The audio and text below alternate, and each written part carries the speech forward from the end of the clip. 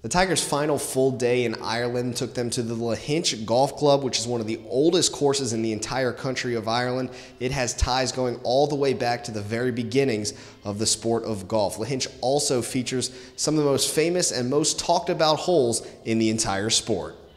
Lahinch was founded in 1892 by a regiment of the British Army. They came down here on a train and said that this is a great place to build a golf course for winter golf, because in Limerick or in inland there was no such thing as winter golf. So 1892 was when it was founded, and in 1894 old Tom Morris came over and redesigned the golf course for them.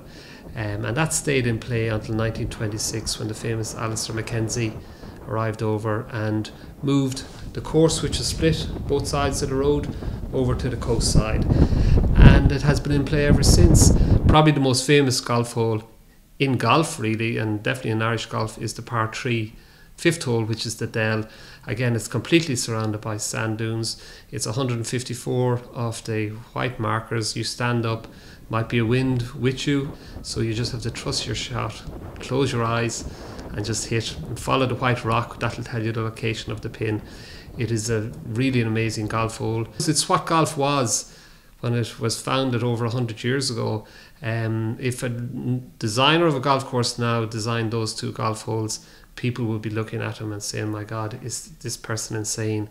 But because they were created by the old craftsman, old Tom Morris himself, they're unique, and there's not too many of his original holes in play across the world. There are certain places where you just had to play clear direction. I mean, when you go hit toward a hill, and then you're told that there's a rock that you hit over that rock for your second shot. It's definitely something that you don't see. A lot of times you play golf courses and the course is clearly ahead of you and in front of you, and you can see it. That's not what we experience here. And I think this links course attitude, along with the water along the sides and the ocean and the wind, has certainly makes it something that you don't see that very often in the United States. But it's not just the players that made the trip across the pond. Family, friends, and donors also came all the way to Ireland, and they're enjoying themselves just as much, if not more, than the student athletes.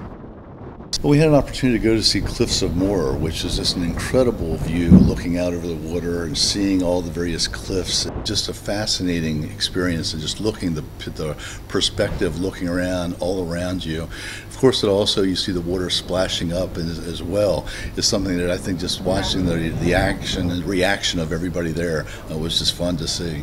It was just a great experience, and it just brought back a lot of the memories that I had playing at Towson. And you know, the team that we had, a pretty decent team for the time.